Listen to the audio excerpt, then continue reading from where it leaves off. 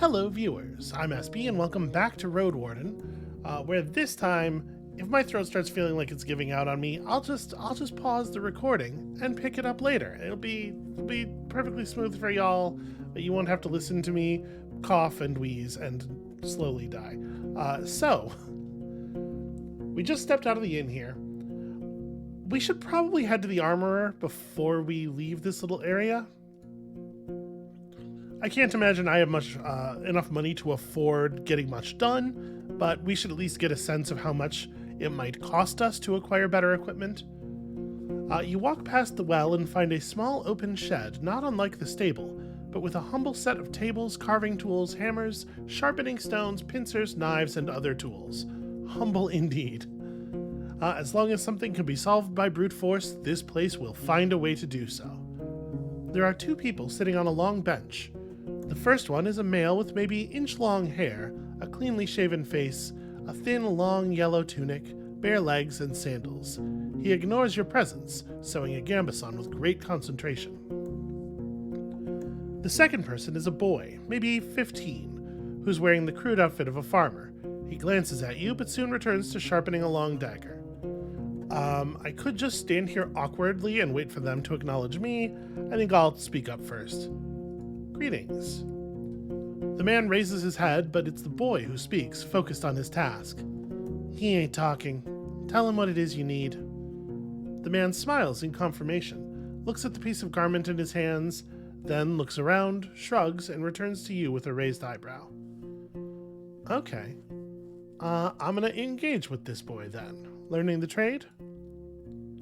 Kind of, he answers reluctantly, but his teacher pats his knee, giving him a harsh look.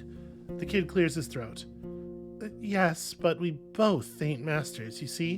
And there's not a soul to teach us, so once I'm ready, I'll try hunting instead. Fixing things for others is boring. The man grunts a sound, though you don't understand it. Seeing your face, the boy chuckles. He said safe. Let's meet in the middle. Boring, but safe. The man nods. Yeah, fair enough. Would y'all be able to patch my clothes if they were torn? He shakes his head and points to the uneven seams on his own tunic, then grabs a crude bone needle and shows you its broken head. He wouldn't even if he had the tools, said the boy. But you could try in Howler's Dell or Gale Rocks. Okay, worth knowing. What about your other services? What is it that you actually can do? He nods and points to the laces in front of your jacket, raises his clenched fingers to his shoulders, then gently spreads and lowers them as if he's taking off a robe. You follow his command and allow him to properly inspect your gambeson. After a few minutes, he gives it back, then reaches for his pouch. He pulls out one dragon bone, shrugs, then another one, and waves both of them in the air, pursing his lips. He makes a few speech-like noises with his empty mouth, groaning what sounds like, I don't know. So he would put some repairs on our jacket. I do not know how expensive survival is going to be. I'm going to go ahead and pay for this service at least once. Alright, your jacket is as good as this armorer can make it. Works for me. So we spent a little time there. Armor 3 of 4. With your current gambeson, this is the best protection you can get. So to be clear, that wasn't, it being at half was not like this armor is at half condition. It's like this armor is half as good as the armoring system in this game can possibly represent. That's an interesting way of doing it. You know, I feel like this gambeson could maybe use some adjustments. He nods enthusiastically, but then apologetically points behind him at a small box filled with basic tools. He ain't that experienced, says his assistant. We do this and that, but only the simple things. Yeah, okay, fair enough. What about the well? The recently renovated wooden roof covers the well from rain and birds. One of the guards is enjoying the cold drink he drew with a bucket, and tells you to only use as much of the water as is necessary. The oak ash soap you own can help you get cleaner. You need 3 pieces of bathing equipment to get more out of this place. Well, now that's interesting. So, my appearance is bad, but this guy did just say only use as much water as is necessary. I don't want to piss everybody in the settlement off by washing myself in their dwindling supply of drinking water. So I think I'm just going to go ahead and we'll wait until we see a better opportunity for this. An opportunity where it doesn't seem like we're causing problems for other people. Let's go have a chat with those guards before we leave. We are still most of the day ahead of us. The woman in yellow armor is kneeling next to a brown, hairy boar, which is resting on its side. The beast is not as large as the dark ones from the forests. It responds to the touch of the human's hand and brush with grateful grunting and rapid twitches of a hind hoof. That's very adorable. No matter how friendly it appears, it's still tethered to the well, and you have no doubts that its charge would leave Agro dead in a breath. When the woman notices you, she steps forward to the boar's disappointment. So, the new Roadwarden. She points at a window with her chin, forestalling the question. We don't need anything now, but when we travel with our furs, we could use some assistance. She may be around 30, but her warm voice and bright smile are camouflaging the touch of time on her unpowdered face. Like many red-haired people with freckles, her skin is unhealthily pale. Well, that feels a tiny bit judgmental. The boar runs, and like factually wrong, right? If that's what her skin looks like when it's healthy, then it's definitionally not unhealthily pale. It's fine, it doesn't matter. The boar runs up to her, observing your boots and fruitlessly sniffing for food beneath the beaten ground. She pats its back, but maintains her focus. How about a game or two? We have a bit of time and can talk a bit about this and that. Maybe you'll get a couple of coins. Or lose one, she winks. We could play dice, or throw axes at a target. I don't know that I have enough money for it to be a good idea for me to be gambling with my money. Also, again, given that like the whole thing we're doing here is trying to gather funds for back home, plus like this is a moment to express character. I just don't think our character is the kind of person who gambles. Well, but one could view this whole endeavor as a desperate gamble, right? Maybe it doesn't make sense for our character to be someone who doesn't believe in gambling if they've come here to do this thing for people who have traditionally hated us. I'm going to say I don't really have time. I don't want to gamble at the moment, not while we have so little to work with, but maybe later. Right, I kind of thought so. Her smile disappears. She returns to the other guards. Roadwardens are always busy, ain't they? Better hope you'll have a day of rest sometime. Yeah, so I was foraging for berries for the innkeep. So I've heard. Don't worry about it. Usually we forage by ourselves, but he wouldn't ask you for a dragon for a meal. He gives small jobs to people all the time, just to see who agrees to do them. Wants to judge who's of use and who's too proud for their own good. Okay, well, I think we passed that test then, probably. Have you ever been at the heart of the woods? Seems like a weird question just kind of out of nowhere, but it's probably useful information. We sometimes hunt south from there. There are good hunting grounds in the western half. The second one is too overgrown. Maybe the soil's different? She shrugs, then moves the hair away from her forehead. But it's a risky spot. There are treants there, and wolves, even the furless ones. And if you have to go through the tall grasses, watch out for what's on the ground. There ain't many archers in the trees. She smiles, as if it's a joke. But there are all too many worms, even larger than a water leech. Cool, that's really gross. Why don't you tell me about yourself? Oh, what was that? After a brief giggle, her voice gets cold and serious. Nah, Roadwarden. We use names and stories among friends. You ain't one. Don't make me tempt curses. Okay. Stepped over the line a little bit there, I guess. Do I have questions about this place? Okay, so it's not just questions about the compound itself. Well, not much to tell, honestly. There are many beasts around, both wild game and dangerous monsters. We spend our time surrounded by these walls, leaving only to hunt, forage, or trade. Well, like the tower, right? That's an unusual tower. I'd expected it to be closer to the gate, and maybe shorter? Like in Havlavan. Fair, but it ain't here to protect the gate. The stronghold was built long before we moved in, and not to fight off humans. The tower was meant to be used by those who observe the deep forest. We look out for fires, dragons, and any winged creatures that are looking to roost on the roof.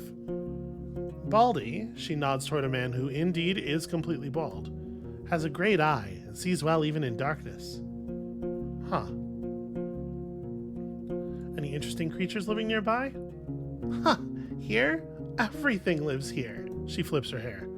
I swear, we saw a few dragons, a unicorn family, a battle between trolls and goblins, faced 2 beastmen, oh, and a gargoyle, and a hunting queen shouts all the time. I could tell you all about them, but I won't. She winks and pats the boar on its head. You know, hunters have their secrets. Y'all seem quite attached to this boar. Well, how could you not be? She crouches and raises the boar's head, but it steps away and squeals as if someone's murdering it. It came with us from the city just in case. We had no clue how our first winter would go, so we needed some backup meat. And it works too, cleans the dirt. She reaches out to the beast again, but it trots away. The woman straightens up with a pleased sigh. We haven't needed to eat it so far, but it's also funny. I learned in my home village that the farm boars are getting a bit smaller and more cuddly, kind of like ibexes. So it's not such a wild, dangerous beast. But we don't let it get too close to other animals, or children. Okay, what do you usually hunt for out here? Well, anything we can eat or sell. If there's a partridge, a squirrel, or a rat, we don't complain. But when we move as a group, we look for something larger. Deers and aurochs are delicious, but we don't always look for taste alone. You know, there's value in bones, antlers, claws, tusks, things people use to make tools or sculptures. We use some of them to make tools and spears, but you can never have enough spears. She pauses and looks at a strand of her hair, then suddenly speaks up again. And we look for furs, of course. Have you heard anything about these necromancers that are supposed to be nearby? Oh, that's something new. Her voice lowers to a whisper. I've never been to White Marshes, but over the years we've seen people moving away from there, south. They told us the place has changed too much. A priest died, I think, and the new one awakens the dead. Sorry, Roadwarden, that's all I know. Okay, well, she seems to be telling us the truth. And what can I find just north from here? Oh, I'm sorry, we don't really go to those regions. We stay close to home, only sometimes move south or west to Howler's Dell, but, only to trade. They're fine with buying more than they need, since they then take the wares to the coast. She takes a long breath, twirling her hair and gathering her thoughts. You know what?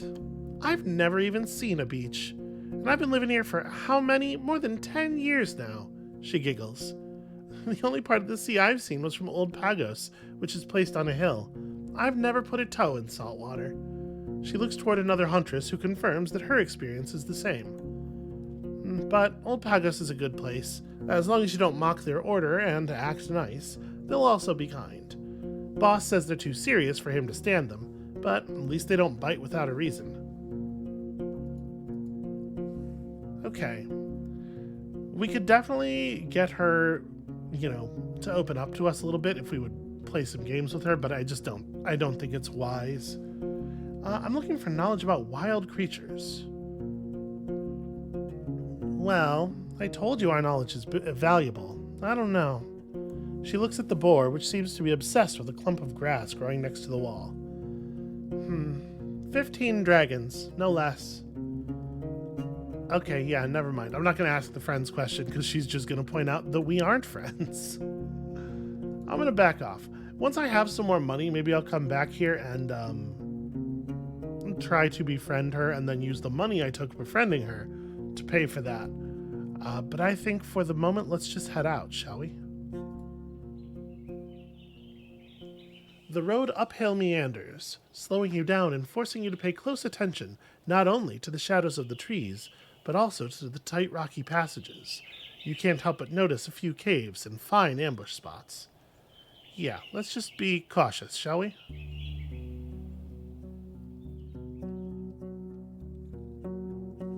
Standing in front of the gate, you hear no voices, no tools at work, no steps.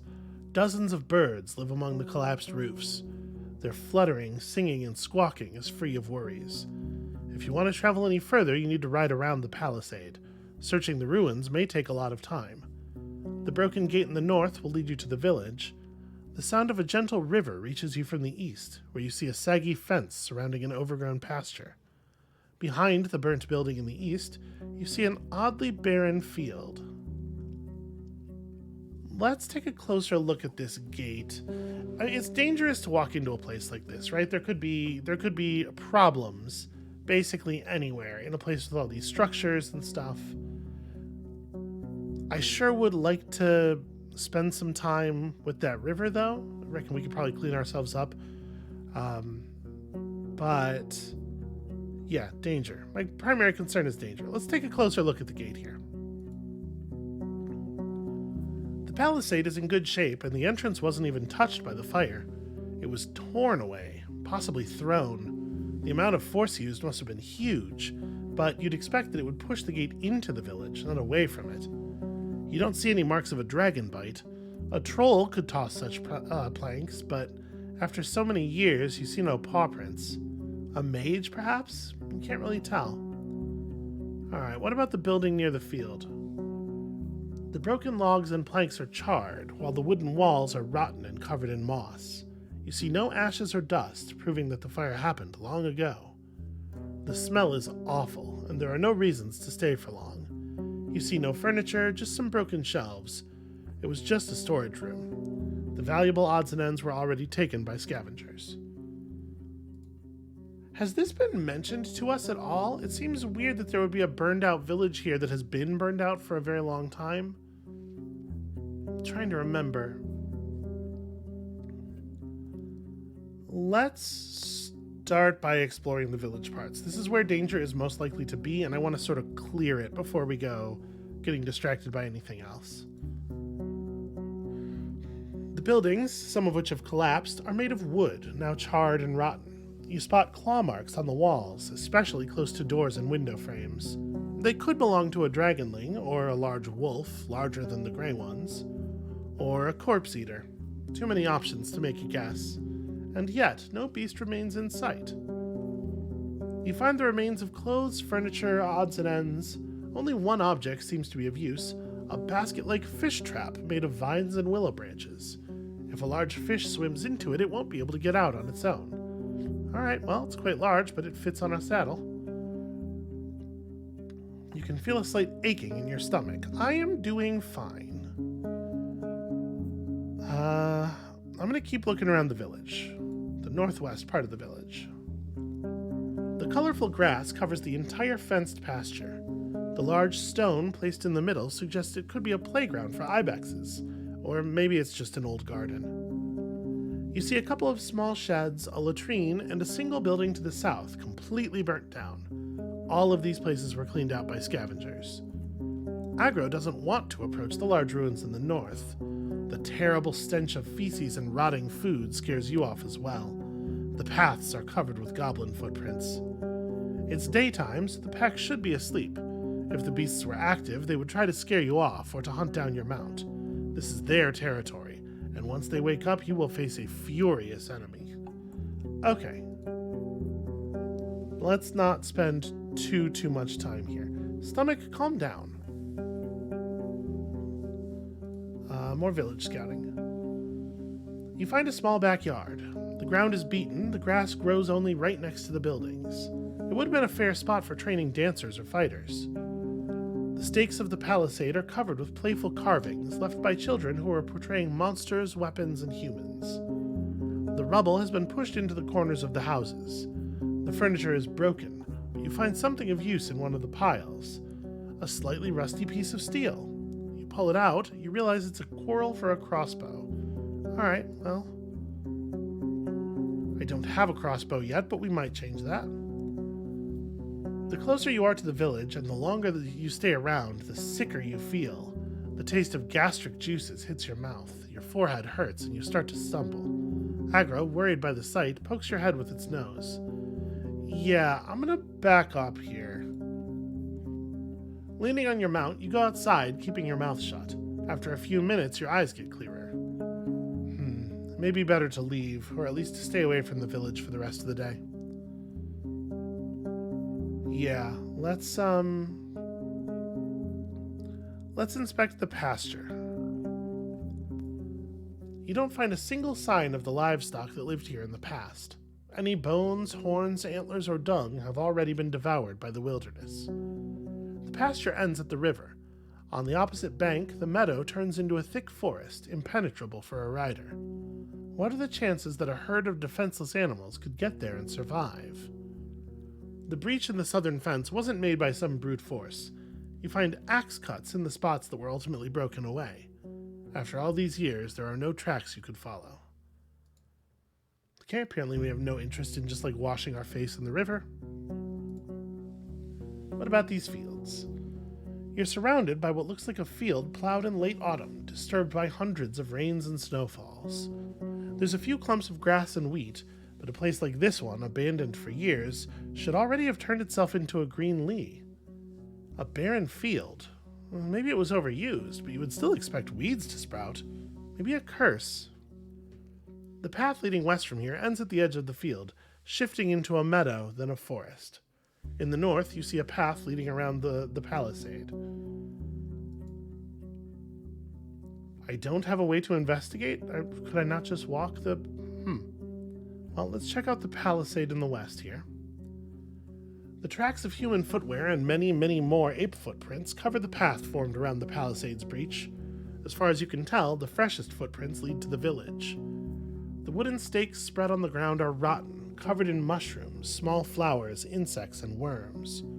A good source of animal or goblin food, though you'd expect them to also hunt for birds and eggs. The meadow in the west turns into a forest quickly. The grasses in the north surround dozens of tree stumps, already covered with moss and fungi.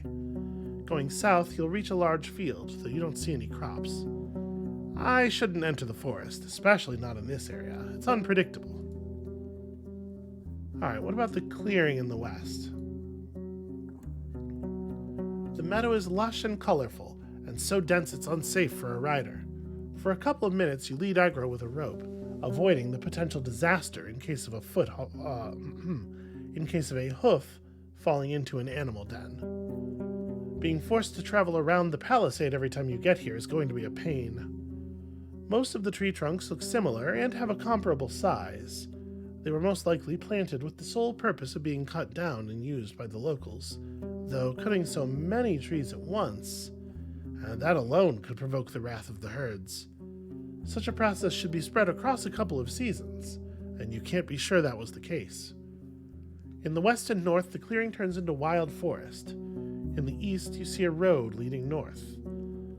Well, I do believe that is where we are going. You're at the closed northern gate. The neglected road is partially overgrown. You hear a river in the east, separated by the lush meadow filled with crickets and rodents. Let's have a closer look at this gate.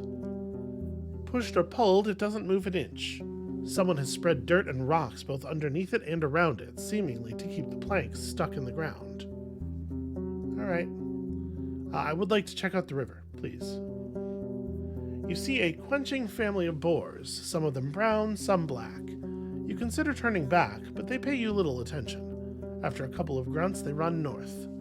The river is not too wide, yet unusually deep, with banks altered by the locals for decades, if not centuries. The water is cold and clean, yet filled with long plants growing from the bottom. You would rather avoid jumping inside or drinking from it, but you're tempted to at least wash your face, neck, and hands.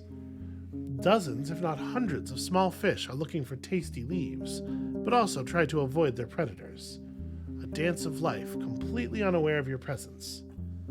You suddenly realize there's something else buried among the kelp. A rusty sickle sticking out of the ground, a couple of stone axes and hoes. The wooden handles and a large wagon are covered with moss, but you recognize their shapes. Why would someone drop them here? On the opposite bank, the meadow turns into a thick forest, impenetrable for a rider. I'm gonna set up the fish trap. I'm a little worried about the health of this water, given its proximity to the village, and there's definitely something wrong with this village. But whatever's wrong with the village seems to be airborne. I'm gonna go ahead and try to catch some fish, and I'm also probably gonna wash my face at least. You place the basket on the ground, then grab a bowl and start digging, looking for a few larger worms. You bait the stick and push it inside the basket, locking it between the sides, then cover the entrance with the lid. Tying it together takes you a good few moments, but it'll be easier later on. You attach the entire trap to a bush and push it into the stream, far enough that it sinks entirely. Who knows how long it'll take before something large enough swims inside. Still, it would be better to not wait for too long, otherwise the prey may die of hunger. Alright, consider washing myself. The living stream, filled with fish and plants, won't help you much. The oak ash soap you own can help you get cleaner. I am going to wash my shell. The kelp forest reaches to the water's surface. Surrounded by little creatures and the smell of river plants, you crouch by the bank and draw handfuls of water. Alright, and then put myself back on the clothes. I can inspect the fish trap later, so I guess at this point we want to just go back up to the travel menu.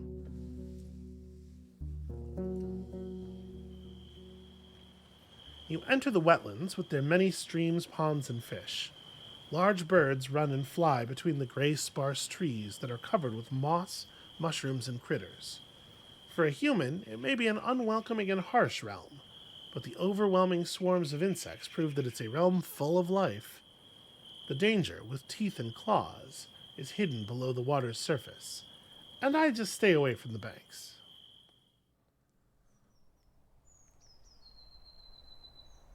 This plant shouldn't be alive, not without leaves. It doesn't resemble the other trees of the wetlands. It's something else.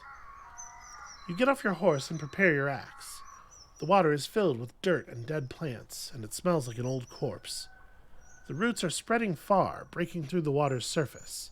You don't see any saurians in the grasses or on the shore. You approach the table-like altar made of 3 limestone slabs. Were these rocks originally as formless as they are now, or was there a point in time, centuries ago, when they were precisely shaped and decorated by masters of artistry? There's no way to tell. Agro is peacefully observing the dark grass and slapping flies with its tail. Whatever it is that you feel in the air, it's clear that your companion sees this place through very different eyes. It is strange.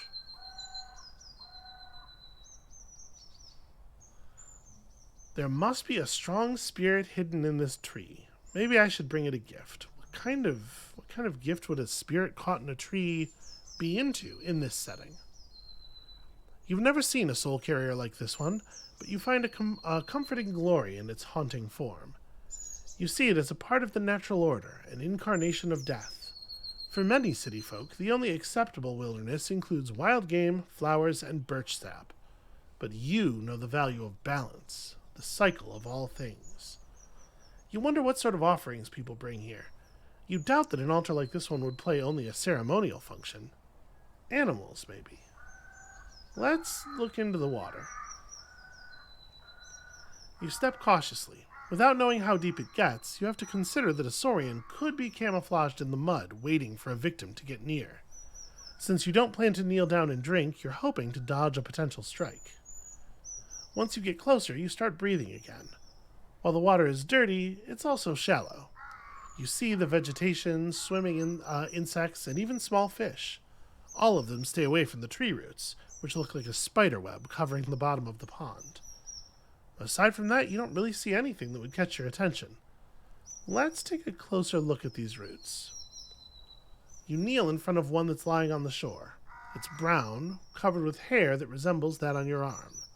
When you touch it, it's moist, soft, and warmer than you'd expect. I do something with it. No, I was trying to just back up here. Do I want to... wait, this isn't what I want. What I want is the archive, not the journal.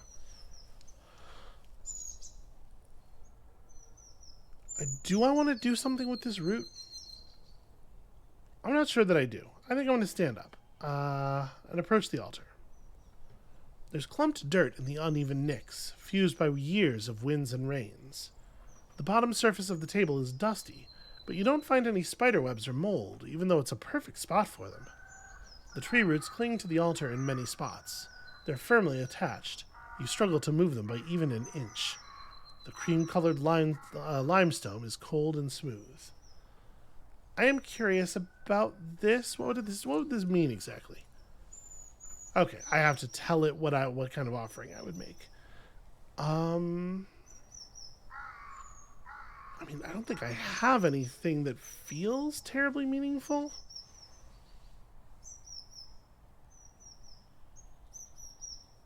Certainly nothing I'm willing to give up at the moment.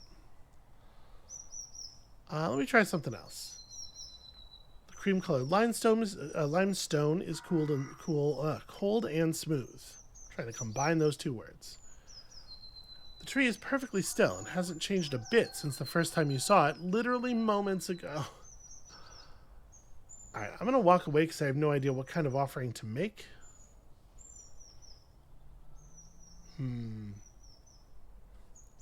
Alright, y'all. I'm going to be right back. Alright, sorry, I'm back.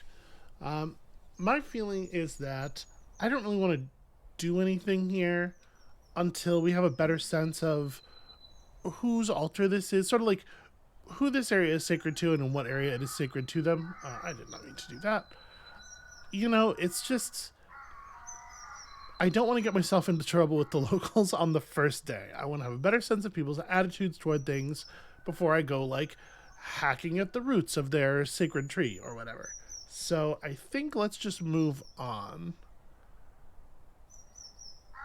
We spent a lot of time in travel already.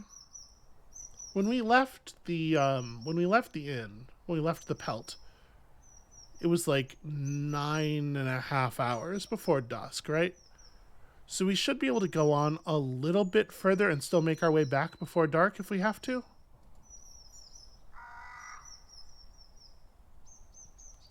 North is going to take us toward the marches, but that's probably like a full day trip, right? Oh, okay, lovely. It actually has a travel time indicator. It took us a long time to move this way initially. It seems like it's not going to take nearly as long to move back. Okay, then let's forge on here. Obviously, we're going to be spending a lot of time up here in this part of the map. Let's check this out today while we this in-game day while we still have sort of a limited time before we want to start heading backward. The shapes of mountains are cutting through the horizon. The water gets gradually less muddy. The cleaner it gets, the more animals you see. A family of deer blocks the road, resting and enjoying the cold water, which would be deadly for a human stomach.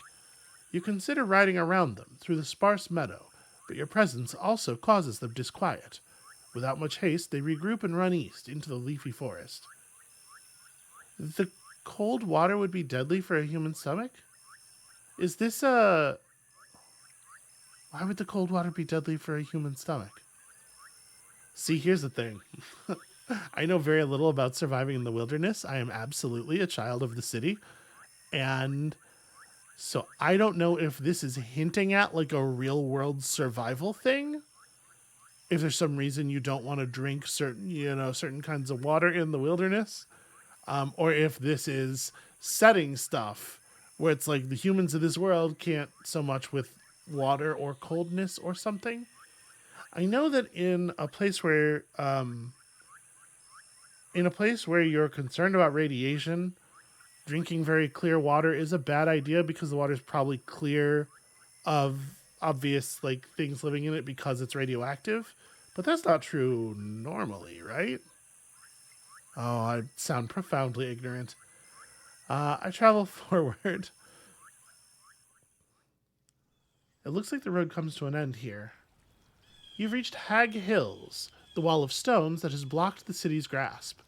This one well-established route through them leads through them. The wall of stones. Them referring to the stones, I guess, or the hills. It's weird because you would expect a singular here to refer to the wall of stones. I don't know, it's a little strangely grammared. The one well-established route through them leads through the valley where you found Tulia's camp. There are no maps of the highlands nor local tribes, only stories. The beaten path leads you by the garden beds of herbs and vegetables to an old yet abandoned mine hidden behind a massive door made of steel. I look around. There's no hitching rail for a mount. Oops, I keep right-clicking because my hand is twitchy. A bearded, skinny elder sits on a bench, observing you like a sculpture, with his legs crossed and fingers interlocked on his abdomen. Curious. I'm going to approach friendly. Good day to you. Don't worry about my horse. I'll keep it away from your garden. Only worms too stupid to understand me would eat what's mine. You dismount and mention that your palfrey is no worm, but the man reprimands you with a thick accent. Let me see you whilst you speak. I can hear without magic, but I'll read your lips. He doesn't yell, but his voice reminds you of a combat instructor from the city. His face is wrinkled, but he sits straight, with beard and hair still carrying glimpses of fair blonde. He's tanned like a worker, and his eyes are blue and piercing, as if they belong to an infant. Is that... Do people's eyes usually get less piercing as they grow up? You're not from here, and I'll no welcome a stranger in this refuge. Say what you're looking for and be gone. The stories of my ancestors may reveal to me who this man is, may they? You ponder about his unusual vigor and the unguarded garden. He may be a spiritual leader of a pagan community, most likely a spellcaster. The druids try to protect others from nature's wrath by teaching them to respect the laws of balance and restraint. Different tribes develop their own traditions, but you know that in this province, such priests prefer to be addressed as forest speakers. Okay. Yeah, could be. I'll explain who I am. What do you call him? I'm gonna call him forest speaker. That's what I'm gonna call him.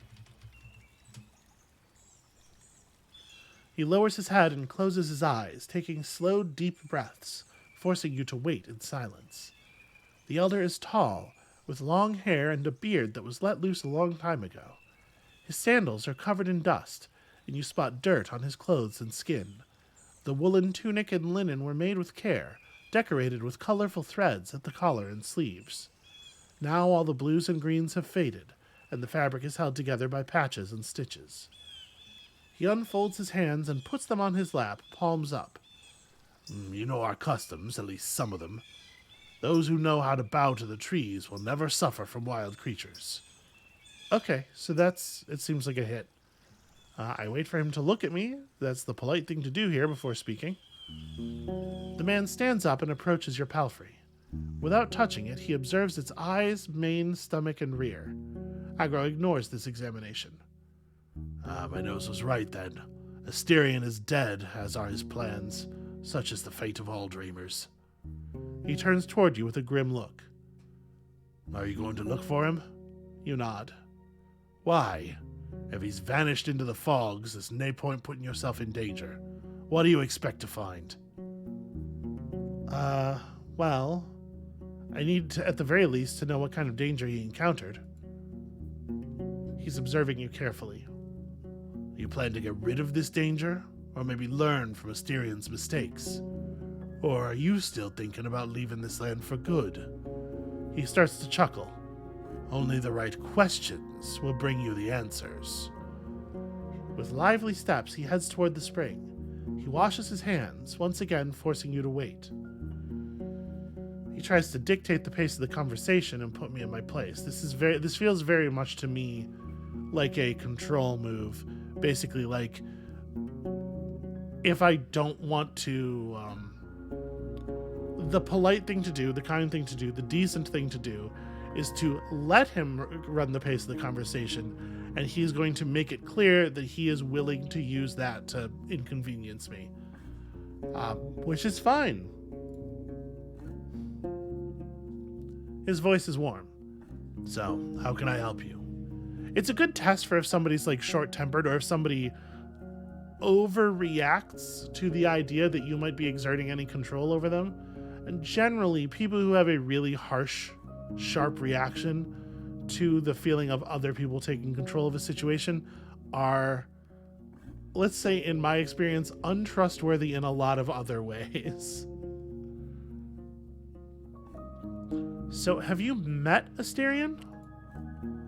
He wanders among the garden beds, from time to time touching the leaves at hand. He was here more than once. It was no one to stand aside and let events play out by themselves. The villagers from the north are sometimes in need of my assistance, and Asterion was serving them as a messenger. He bends down and tears away a small flowerless plant. He wanted to settle down among these roads, maybe to live freely. He had great plans and wanted to make this realm flourish, to rebuild the ruins, get rid of the brigands, and clear the trade route. I told him that the forest needs no more than people, and that this realm is too wild to feed and clothe everyone. Sorry, I said the forest needs no more than people. What he said is the forest needs no more people, which is very different. His greed and dreams may have eaten him, and now he is no more. He pauses, and you can hear his heavy breathing, as if he's getting tired. He straightens up. And that's that, traveler. If you want to look for his shell, travel north. Far north. People there should know where he is. Okay, I'll do that. So this guy's very against the idea of this area becoming any more inhabited. It also seems like having a conversation with us is kind of like physically challenging for him, so I don't know that we want to ask all this many questions. It feels like, I guess, he doesn't stand on ceremony, obviously. He would probably tell us to fuck off if we were creating too much of an imposition.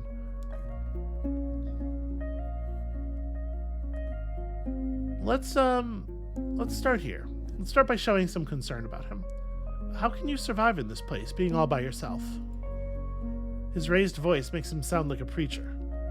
One day, me and my wife will be but defenseless old people, but we've studied Numa and leaves for many decades. I heal wounds and illnesses of humans and animals alike, and the beasts listen to our own whispers. The holy seed lets our shells wait for death in strength. The holy seed? Can I pursue... No, I do not have a question about the holy seed. I feel like that's the most interesting thing he said so far. Okay, I like the herbalism question, because it maybe suggests to him that there's, similarities between us. I dabble a bit in herbalism. Any chance you'd sell me some of the woundwort you grow here? He looks at you with a renewed curiosity, then rests at the wooden bench, from where he glances at the pink flowers. His beard shakes as he tilts his head forward. Wishing to help the wounded, I see. A notable goal. Once his eyes turn toward your lips, you see a doubting, raised brow.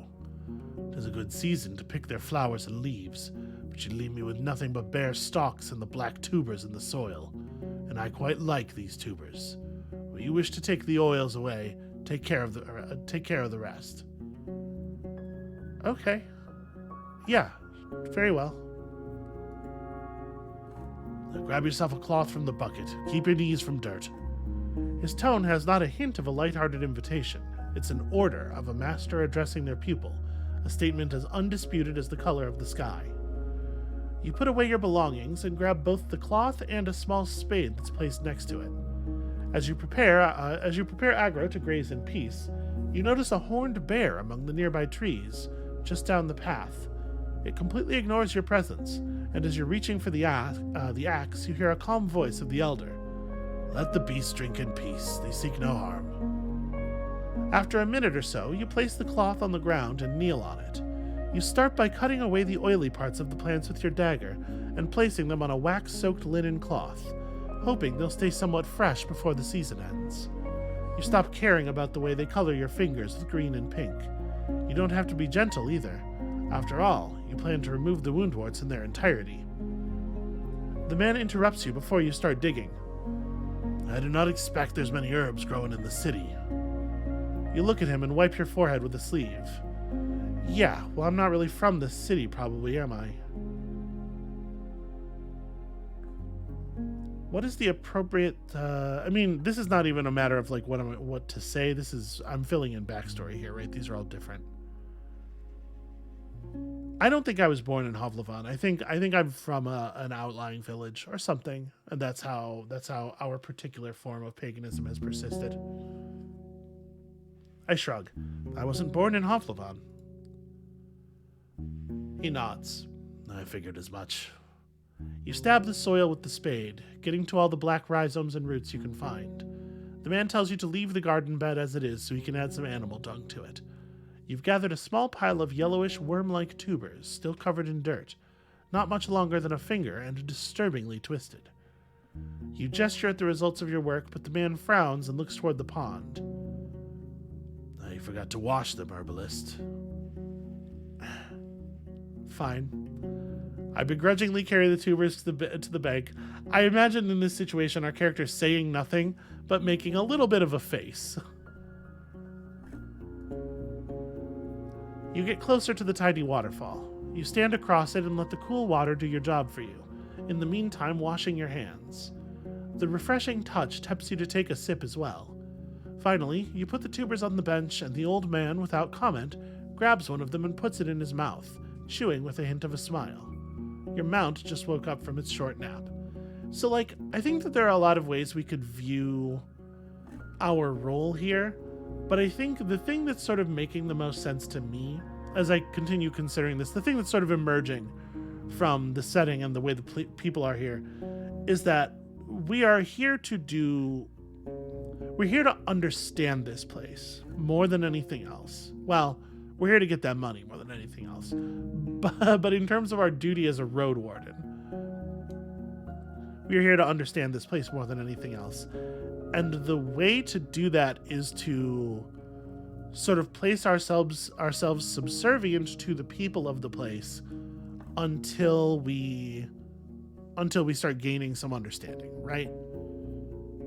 I think showing up and showing that I do not have some idea that I am here and more sophisticated and ready to take over, that I am not here to try to change everything as it is, but that I've come here to, to respectfully integrate myself before making any further decisions, is probably going to give us, at the very least, the best reaction from the peoples of the place, but also the best opportunity to learn from them about the dangers before, getting murked by those dangers. All right, so I'm going to make a point of continuing down this path. I've heard about some bandits. Were they bothering you? He strokes his beard, but then grasps it nervously. There are souls who steal from White Marshes, a village in the north. They wouldn't dare to show up here, but those brigands are brutes and simpletons. However, their leader, Glaucia, listens only to force and will humiliate for the enjoyment of her band. She will not be afraid of some lost Roadwarden. He lets go of his beard and lowers his head. She's drifted so far away from her old self. A kind, bright girl from Gale Rocks, loved by her parents. But now, do not cross her, or she'll find you. You have previous information about this girl, and I'm not allowed to pursue anything. Ugh, that's really rough. I want to ask more about her old self. Okay. I want to know what happened to the village in the east. I'm not willing to tell you that. He raises his chin and his beard shakes. That shameful tale ought to be kept in the past for the sake of the living. Huh. So it was pretty grim, whatever it was. Alright. What can you tell me about the druids? He strokes his beard gently. I will not share our paths with strangers. We are of N for the people of Howler's Dell. We are of N for the people of Howler's Dell. I can't quite parse what that means. We are of N for the people of Howler's Dell and for the lands around it. Okay. I need to get a little bit more on the inside here. Ingratiation may not be the path with this one. That said, I'm still going to do it. But I think with this one, proving myself useful and not an exterior harm to this place is probably the most important thing. Can you tell me anything about the altar near the crossroads in the north? He smiles. It is the tree that you should pay attention to, the true gift from the forest. It answers to our offerings and rewards us with its magnificent fruits. They heal both shell and soul and make anyone who eats them stronger than they ever were. We gather around this altar whenever the winter ends, and whilst it requires a painful sacrifice from all of us, it prepares one soul for the future like nothing else could. Interesting. A painful sacrifice. Seems like the path at the heart of the woods is quite dangerous. It has a long and dark past, and already caught many souls of its builders. It is paved with blood, and last 10 years have revealed it was all for nothing. Since the days of... He glances at you, once again surprising you with how shiny and lively the blueness of his eyes is. Of grand discord. The tribes of this land are locking themselves in their fields and houses, too afraid to leave them behind, too untrusting to meet other souls unguarded. It is not the first road to be claimed back by the wilderness, and will not be the last. You ask if he has any tips for you on how to survive such a trip, and he tells you it would be wiser to just avoid it. He then reaches to his pocket, grabs a leaf, and puts it in his mouth, chewing gently. Death may take many paths to us, stranger, but cats are the one enemy that's both dangerous in its stealth as in combat. No human can fight it alone. If you see one of them and it's nay too late, do not provoke it. Make it wary, but nay scared. Look big, talk a lot, seek its action in its eyes. Okay, yeah, so like dealing with a mountain lion or something, right? You don't want to seem aggressive, but you want to seem like it's unwise to get aggressive with you. Hey, listen, you need anything done? I believe your goodwill, and I'm in need of your help. He gestures for you to follow him to the pond. 'Tis a dangerous task, but one that I cannot complete by myself, and my spells are not enough to ask animals to fetch for me. He speaks very slowly. At the northern coast, you'll find Gale Rocks, a village of fishers. One of them is in my debt, and I want you to collect what's mine. You want to ask him about this debt, but he doesn't look at you. He points at a shiny large fish with orange and golden scales that's swimming just nearby. This gorgeous creature is an empress carp, one of the few animals that thrive both in the seas and the lakes. And we just wait for him to look back. You don't know where the man found the large worm that he now drops in the water, feeding his pet. Go to that place and find Photios, his young father, an ocean folk with scars on his neck, which he will not hide. Ask for a male empress carp, but beware, I need it alive so it can mate with the one I have. He stands up and approaches you. I do not sleep on dragon bones, but the pneuma's in my blood. I'll use some of it to heal your wounds, though no more than once. That's fair. I'm not going to say this. I assume he understands this. I'm just going to say I agree. I'm glad. The Empress carp we have keeps our water clean of leeches, at least as much as it can. One more would help us greatly. Okay. We still have time to make it back to the inn. I'm not going to trouble him for a place to rest. Again, I don't want to seem like I'm going to cost him anything. So, what else can you tell me about this place? Your eye sees what there's to know. People found copper in a cave. It's been abandoned for a long time now, so we turned it into a shelter to stay close to the sacred tree and its altar. We're servants, my wife and I, and this place is nothing more than a servant's house. Alright, what can you tell me about the peninsula as a whole? I've lived here for almost a century, traveled both by the paths and through the wilderness.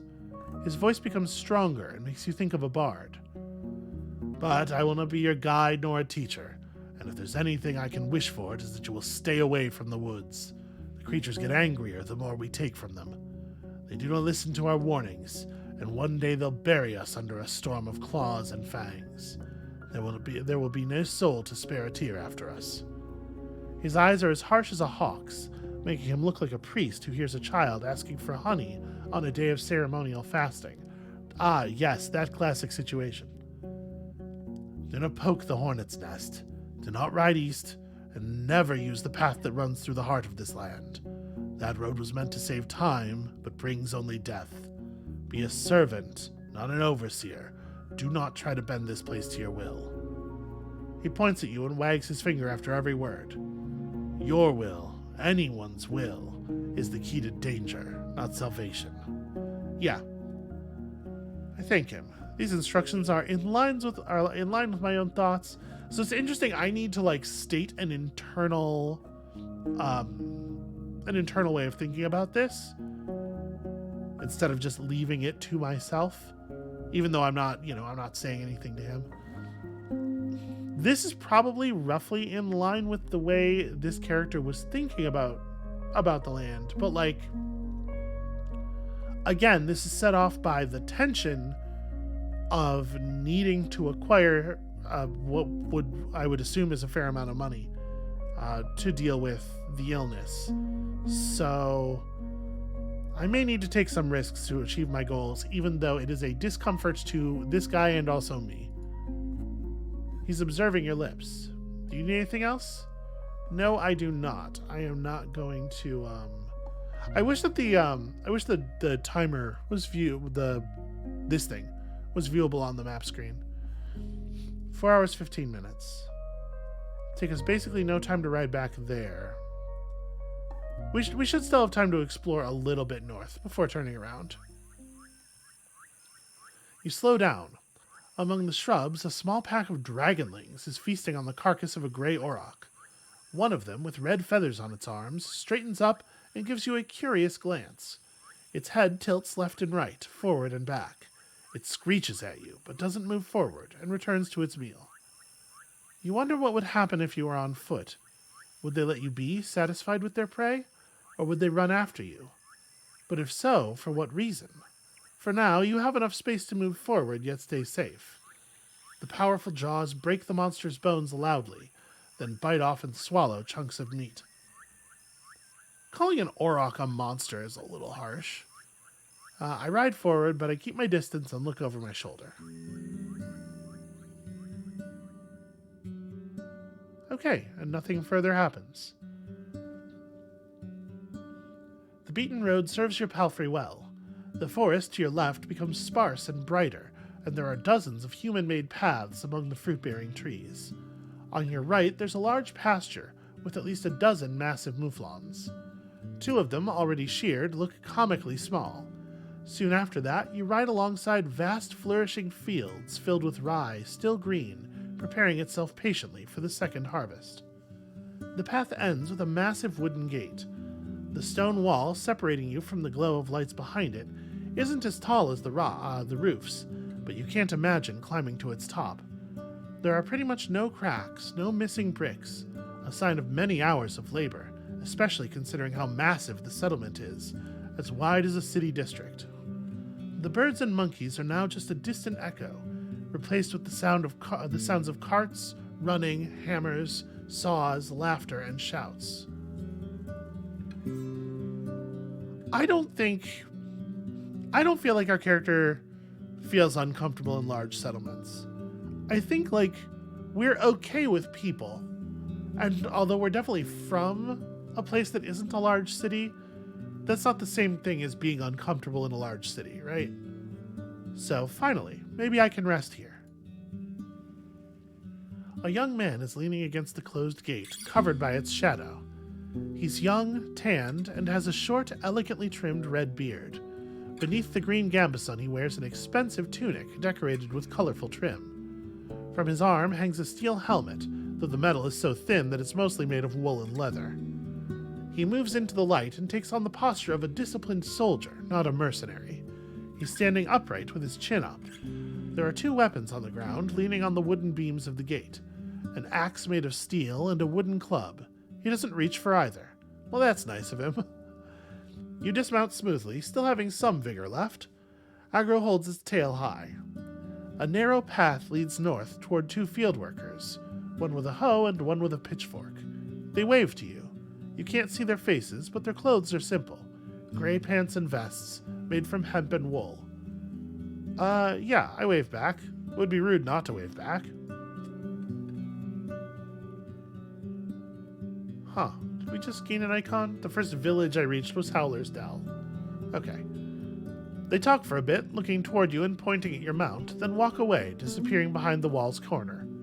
The guard smiles, yet avoids your eyes, and has to clear his throat before he speaks. Welcome, traveler. If you're here to make trouble, Howler's Dell welcomes you. We have the whitest flower there is. When he bows, you realize it's a well-practiced performance. If it's new garments you're looking for, you can order everything you need right here, in all colors, shapes, and sizes. Capes, boots, vests, robes. Or, if you're yourself a master of the needle, I can assure you we have the fabric you're looking for. His act is over, and he glances at your mount in a moment of silence. His eyes get wider as he observes it with childlike fascination. Yeah, this is aggro. Helps me patrol the roads. You can pet its side if you want, but no sudden movements. He follows your instructions. Even though your palfrey pays no attention to the man's careful touch, the guard grins widely. I'm Samhain, your new Roadwarden. I want to see your mayor. A city folk, eh? The mayor is busy, but I'll ask her. Give us a moment to let you in. He knocks at the gate, which is then pulled inwards by two other guards, a man and a woman, wearing their own gambesons, similarly green, but tailor-made to match their figures.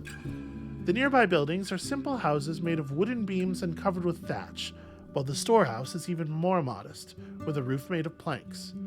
The watchtower has a ladder made of ropes and sticks, no stairs. Just give me a moment. The guard strides away before he finishes the last word. The others close the gate behind you and observe your mount carefully. Your eyes run east to a humming creek running through the center of the village. And I'm just gonna be good and wait. I keep right-clicking. Calming sound, eh? That's Howler's Creek. The guard, like most of the locals, is taller than you. Wide but shallow, there's not been a flood in years. Pa told me there used to be no bridges. Neighbors crossed it with their boots in their hands. And is clean like a raindrop, but there are not many fish. We are the cleanest village in the north, her companion chuckles brightly. When the guard returns, he's still alone. She cannot come now. A friend of mine is in labor, The mayor wants to be there when the child arrives. But I was asked to show you the village. Yeah, okay, sure.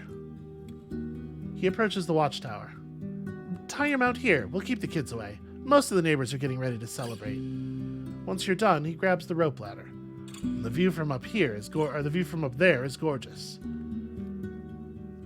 I do not think it is a trap. This is not... It would be quite an elaborate trap, and it won't matter because they outnumber me by so much, so I climb after him. Even though the ladder swings in all directions, the guard gets to the top quickly, like a monkey climbing up creepers.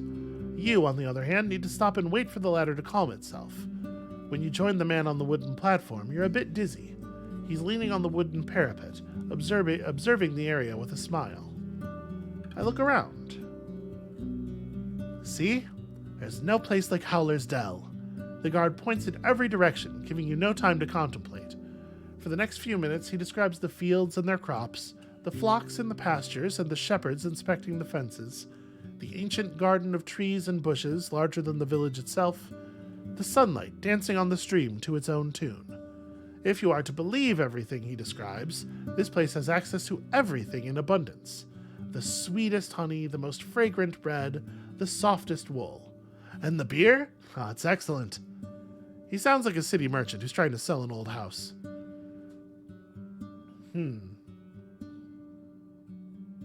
These are interesting reactions.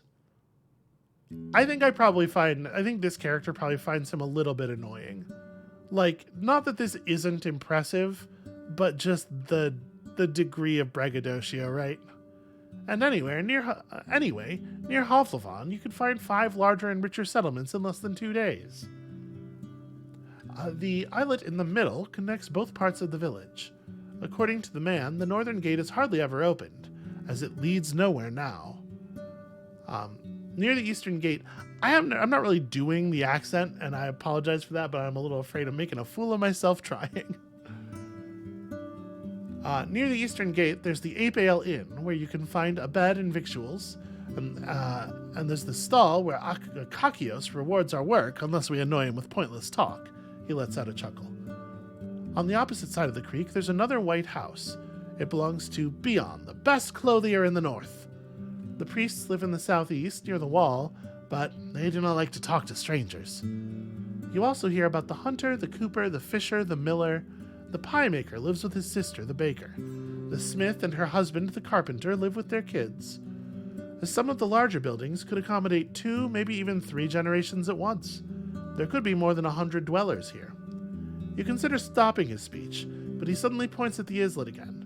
Islet, islet, I've just pronounced that word both ways, and I'm realizing I don't actually know what the standard pronunciation of that would be.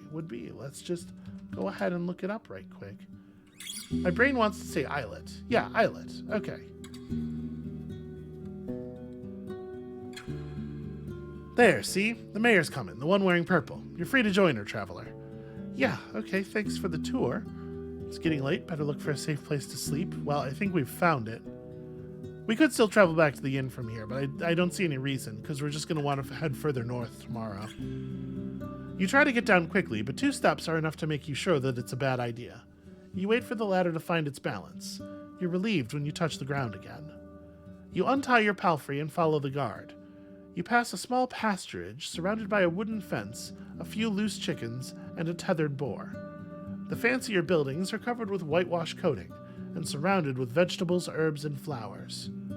The bridges are wide enough to carry even a wagon, but for Agro, walking on the wooden beams is far from pleasant. The islet is empty, but you notice an empty stall painted with the shapes of colorful flowers. I walk over the second bridge. Along the entire path, you notice more and more people observing you, smiling, or casually greeting you as they're focused on their own tasks. Finally, you reach the main square. A large tree grows in the center, surrounded by dark water, held together by a thin wall, perfect for sitting, but the smell coming from the liquid makes you think of rotten eggs.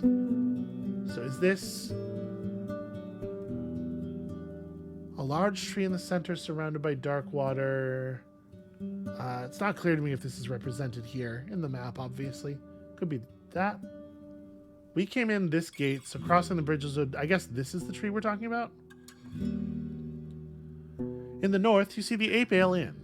Judging by the tables, stools, and benches outside of it, it's open for guests. The villagers are chatting and dining loudly, and you catch their curious glances. On the side of the dining area, the merchant is arguing with a tall, broad-shouldered worker. An old man is sitting by himself, eating a pie, with a walking stick leaning against the table. A young woman is cleaning the empty mugs in the creek, speaking with a man at least twice her age, maybe her father.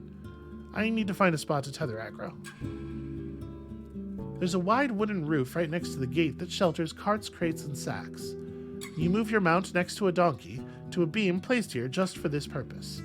Without a moment of hesitation, Agro starts to chew on a nearby haystack. You have some time to make sure it doesn't struggle with your bundles. You return to the inn. So where is the mayor? She's sitting on a chair with a 4-year-old boy on her knees. She's holding his hand gently, showing him how to eat gruel from a bowl. It's not a cheap meal, though.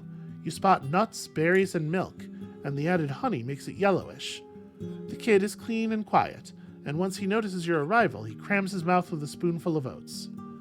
Now, love, the mayor titters. Didn't get distracted. She rubs the meal off his face. A few more spoons and you'll go help Papa in the kitchen, aye? She gives you a radiant, though apologetic, smile, then turns her attention back to her companion. I take a moment to observe her more closely. Her long, full-sleeved linen dress must have been dyed once in blue and once in red to achieve its dark, fancy purple, which would draw looks even in Hovlafan. From her left shoulder hangs a green woolen cape as thin as a shawl. The brown belt on her waist has a large steel buckle that portrays a running deer with unrealistically large antlers, growing in all directions like tree branches. Unlike her tribesfolk, she's pale with powdered and rouged cheeks, and her lips match her outfit, though they're a bit closer to wine red. The thick gray strands in her long blonde hair look more like a fashion choice than a result of aging. Her eyes are the color of her cape, keen and vigorous. She's shorter than most people around, though would still be the tallest woman in most of the northern settlements. While she's around 40, her slim hands add fragility to her appearance. Even though her posture is upright, her legs confidently crossed, and her delicate voice assertive. She makes plenty of gestures, but her shoulders hardly ever move. I'm gonna wait for as long as it takes, right? That's the conspicuously polite thing to do here. It's sort of a way of both seeming like I care about politeness a lot, but also seeming like I'm sort of impressing myself on the situation. Like, hey, I'm still here, I'm still waiting, which I think is a good balance to strike for us in this moment. After a few more minutes, the boy lets out a gentle cough, and after a pat on the back, the mayor puts him on the ground. You did a great job, love, but now I need to speak with our guest. Darling, she addresses one of the inn workers, a girl close to 15. Take him to father, will you? Her tone suddenly gets firmer, leaving no hint of a question or suggestion. Well, I wish I had received that information before reading the line. Yes, Ma, she responds.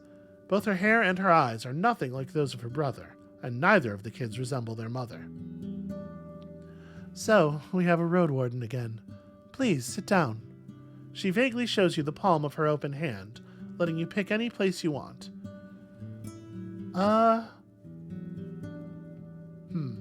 It's an interesting choice. Like, what do I want her to think I think our relationship is the question that's really being answered here, right?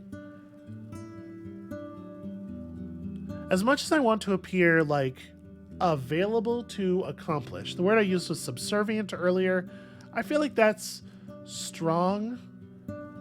I sort of want to sit across from her, like, I also want it to be clear that I'm, like, I am not to be considered more a person of this place than a person of any other place.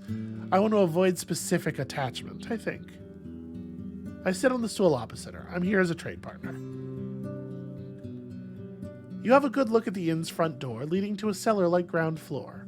It's dark, with crates and barrels covered with fruits, nuts, and vegetables. The actual inn is upstairs, weirdly emphasized actual. But the only people who go in or out are the workers, most of whom are teenagers. The mayor observes your outfit carefully, at first looking as if she just ate an onion, but then puts on a polite smile. Once your eyes meet, she hardly ever looks away. I'm sure you're hungry. My husband will bring us something soon. I don't think I need to be this standoffish, though. Like, we both understand the thing that's being done here, I think. I appreciate that. Didn't mention it. Hunger makes me peevish, and the day is too nice for that. She taps her chest and looks at a flock of birds that fly above you loudly, heading south. As we're waiting, be so good as to help me understand something. Eva, if you're but a mercenary, even, I guess? Eva, if you're but a mercenary, I cannot imagine a single reason for you to choose this realm for your wardening, not so long after Asterian's disappearance. There's neither glory nor treasures to find here.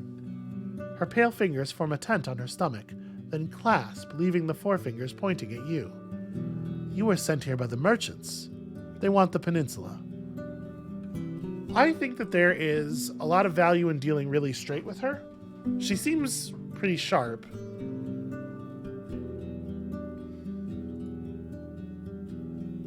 So, presenting Hovlevan's interest as an opportunity this is bullshit. She's not going to like that we're bullshitting her. I don't like that we're bullshitting her. That one's right out. Portray the situation as lightly as I can. Like, yeah, that's what's happened, but try to, like, maintain good humor. She's trying to maintain good humor. Again, there's a lot of value in mirroring. Explaining the situation simply would probably be appreciated as well, though. I definitely am not trying to be intimidating. Yeah, this is a wild threat to make.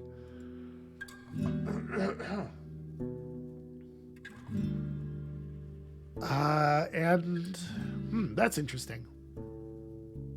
You can probably hear that my throat's starting to give out on me again. I'd like to get to the end of this conversation, though, before calling it for the day. I think let's portray the situation as lightly as I can. I wish that I knew exactly what I was going to say here, because I want to pick this option if it's like, admit to her that she's right and that we're all like clear on this from all sides, but still with good humor. I definitely don't want to seem like I'm trying to play it off or conceal anything from her. I'm going to risk it though. Well, I'm going to risk it. We'll see how it goes. Guilty as charged, we are. You answer with a loud whisper and raise your hands to the level of your chest, introducing yourself. You touch on the more obvious sides of the potential deal with the guild and the city chief. The troops, their pay, and the patrols they would establish, the overview of taxes. But you keep adding more or less successful puns and casual phrases. The merchants would bring new life to this place, you conclude, and not just them, but the acrobats and bards as well. I get it, the mayor says with a smile. Even though she shared a giggle or two with you, she didn't interrupt your speech. She takes a deep breath and moves the hair from her shoulder to her back, looking at your palfrey. And sure, if it was just that, I'd ask you where to sign. But it never is that simple, is it? Her eyes fill up with melancholy. I appreciate that you're coming with a carrot, not a stick. But when it comes to the guild, there's always a catch. Her accent is now almost identical to the one used in the city. You're speaking from experience, I assume. Do I really sound that confident? She titters and waves her hand by her chin, as if you just offered her a compliment. I've seen such negotiations during my studies, though I can't say I took an active part in them. Let me show you an example. She theatrically clears her throat, patting her chest with one hand and covering her mouth with another, then leans forward and rests on her elbows, allowing her hands to freely make gestures. You make a deal with the settlement, flour and wool in exchange for coin and tools. You send the first traders, and they imply that you're ready to pay more for, let's say, parchment. Months later, you want no more rye, just the parchment and the wool. Oh, we cannot butcher any more mouflons, the locals say. Don't worry, you answer. We'll send you a small flock. Just turn one of your fields into a pasturage. As she pretends to speak as different characters, her voice comically shifts, and she has no issue switching between accents. She's better at this than I am. I encourage her with a kind smile. She swings her hand above the table. Another year goes by, and while there's more parchment, the village lacks some crops.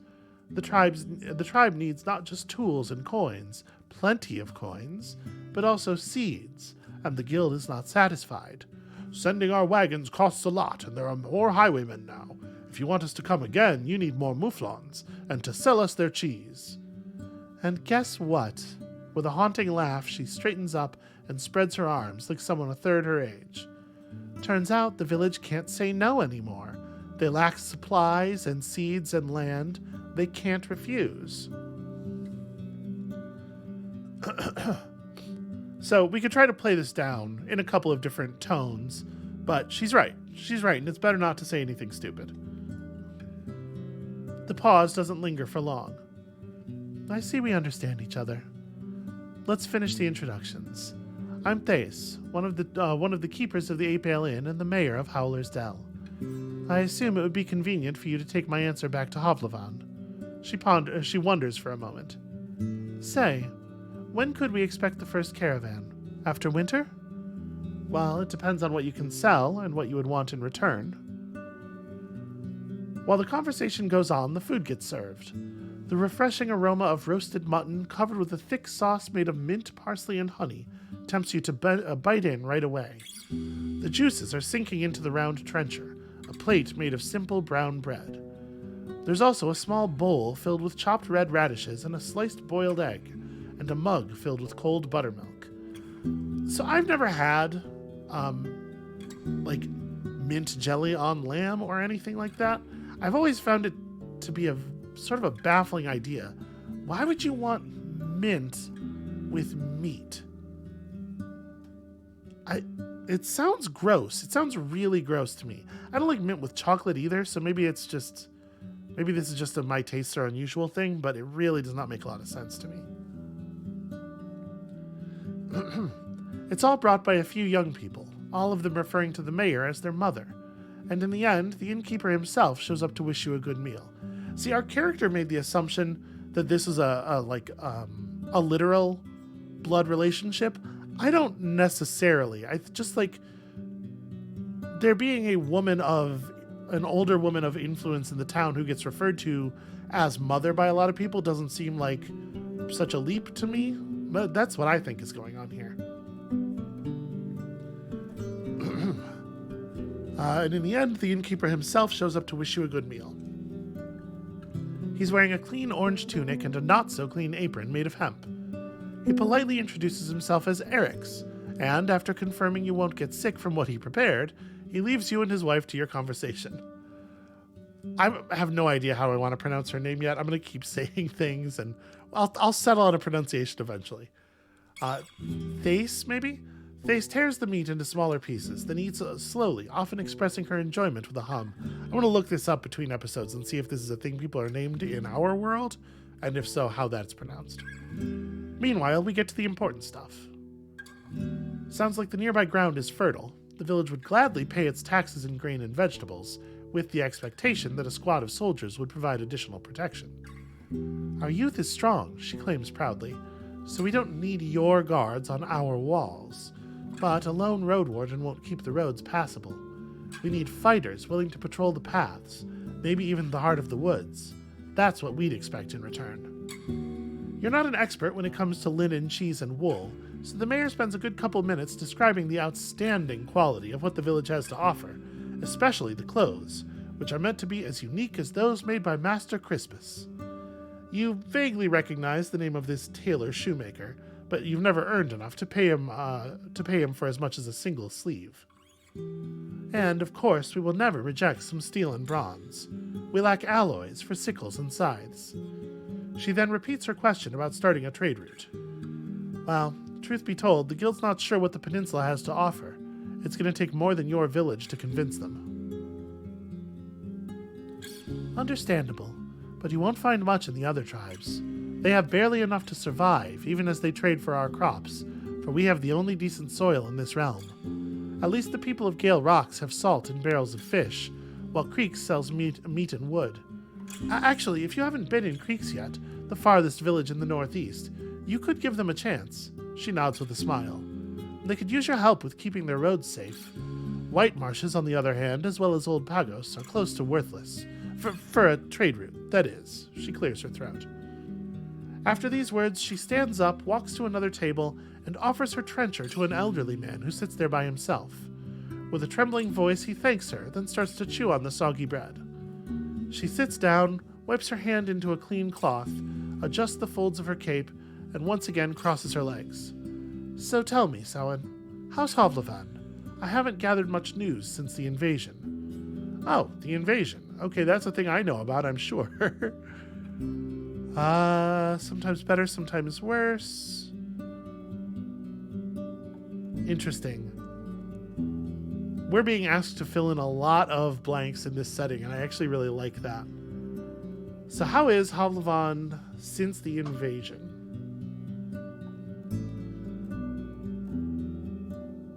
We're hoping that the church has considerable money, that the guild has considerable money, so that they'll be able to pay us enough to deal with our medical situation, right?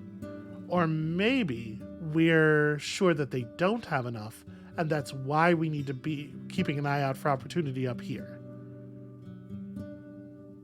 So do I think the city's prospering or not?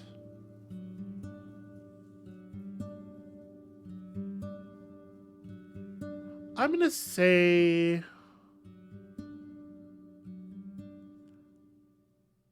the middle one here. I wish I had any information about the invasion so that I could try to extrapolate what happened. But I don't even know, was Hovlevan on the side of the invaders or the invaded, right? Sometimes better, sometimes worse. Not everyone has their own bed, but the new generation is ready to start their own fight. And I was afraid it was lost to hunger. Her chuckle is trimmed with scorn. Good to know I was wrong. When the invasion started, some merchants were cheering in their houses, happy that they would sell out all the blades and food they had stored. Can you believe it? This panic will make us rich. She imitates the voice of a pompous man. That's why when the southerners reached the villages, they found almost nothing to eat. She sighs. Staying in a remote peninsula can truly be a blessing. She pauses, hesitant to go on, then shakes her head slightly. Well, we can't change the past. How can I help you, Samhain? We have so much conversation left to go. This episode's so long already. I was hoping to get in here and be able to, sort of stop there on the inside of the gate, and things have flowed very aggressively. I think, as much as I would like to push through this conversation, I don't know that I physically am going to be able to bear it. So I'm going to call it here, and thank you all so much for watching. When you come back next time, we're going to negotiate a little bit more with the mayor here. There are a lot of complicated motives already emerging. I really, really, really want to talk to the people of the villages that are not valuable to a trade route before making too many decisions about what I think about the guild and what exactly it would do to get trade running from Hovlevan up here. Obviously, the forest speaker would be none too happy about it. I'm curious how common that sentiment is among the people of the peninsula. So yeah, we're going to be doing that. When you come back next time, I'm hoping to do an awful lot of talking to people and gathering information before we start working out exactly what it is we want to happen here. And we'll see you then.